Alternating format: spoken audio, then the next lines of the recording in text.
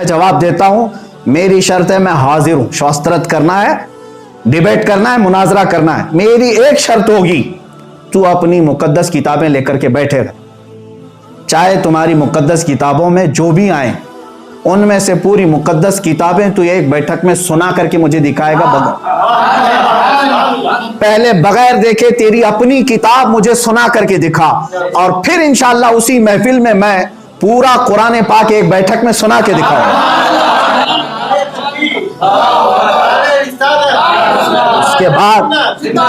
उसके बाद तुम्हारा शस्त्रत का ये सिलसिला शुरू होगा। मैं अपना कुरान बगैर देखे सूरह फातिहा के शुरू से लेकर वन्नास तक एक मजलिस में सुनाऊंगा, और तू जो शस्त्रत के लिए आएगा अपनी किताब पहले बगैर देखे सुना दे, उसके बाद हमारा डिबेट शुरू होगा। ये पहला चैलेंज तेरा। और मैं जानता हूं कि ये एक नाजायज उसकी तरफ से आया है, उसकी तरफ से, यानी उस पाखंडी नरसिंहानंद की तरफ से कोई जवाब नहीं आया है, एक कीड़ा आया है बहरहाल। और वो डिबेट की बात करें छोटे से बच्चे से। खैर, मैंने चैलेंज कबूल कर लिया है, तारीख दे दे और मेरी ये शर्त कबूल करके आ जा। मैं मेरी किताब सुनाने के लिए नहीं कह रहा हूं, तेरी अपनी किताब पूरी बगैर देखे तू सुना। दूसरी बात, अग्नि परीक्षा के लिए, अग्नि परीक्षा देने की बात तू कर रहा है। आखिर में ये कीड़ा कहता है चुचुंदर कि हमारा एक सन्यासी आएगा, हमारा एक सन्यासी आएगा। क्यों? नरसिंहानंद की क्या धोती गीली हो चुकी है? वो क्यों नहीं एक्सेप्ट कर रहा है? कोई सन्यासी आएगा तो क्या वो अपनी मंदिर में बैठ करके जो भौंकता है उसको क्या? अच्छा, मैं ये बात ये भी कहूंगा, ये जो चिचुंदर आया है, बड़ी हिम्मत से तू आ तो गया 5 दिन के बाद, जरा और हिम्मत कर ले और तेरे बाप को मना करके मैदान में ले आ जा। तेरे बाप नरसिंहानंद को मना करके लेके आ जा।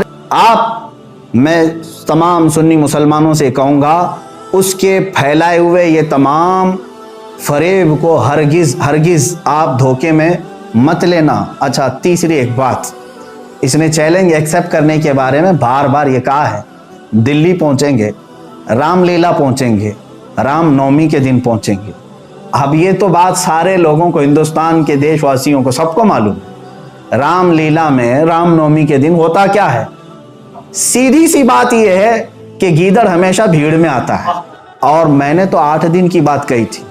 रामनवमी तो अभी शायद तकरीबन 21 तारीख को, अभी काफी दिन बाकी हैं। मैं तो बहुत बेकरार हूं, जल्दी से आ जाओ। अभी 21 अप्रैल तक मुझसे इंतजार बर्दाश्त नहीं होगा। 3 दिन बाकी हैं। मैंने 5 दिन कबल चैलेंज किया था 8 दिन के अंदर, तो 8 दिन होने में अभी 3 दिन बाकी है। 3 ही दिन के अंदर आ जा, या तो फिर उसी को वीडियो में आकर के कहने के लिए कह दे कि मैं एक्सेप्ट करता हूं, रामलीला मैदान में आऊंगा 3 दिन के अंदर। सिर्फ 3 दिन के अंदर वो एक्सेप्ट करे।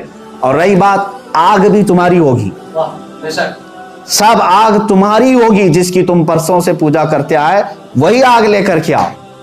आग भी तुम्हारी होगी, हुकूमत से परमिशन और सारे इंतजामात भी तुम्हारे होंगे।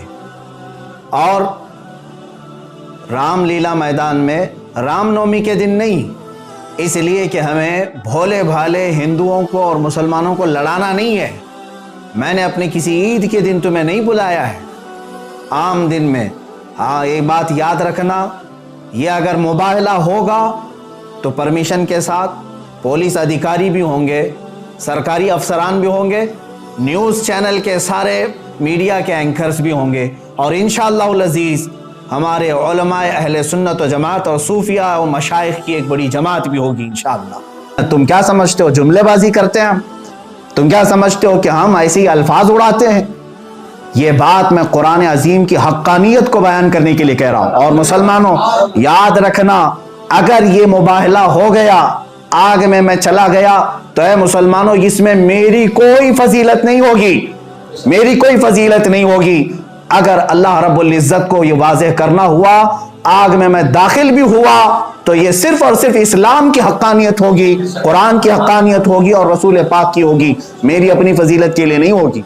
ये बात याद रख लेना। मैं अपनी नामवरी के लिए हरगिज़ चैलेंज नहीं कर रहा हूं।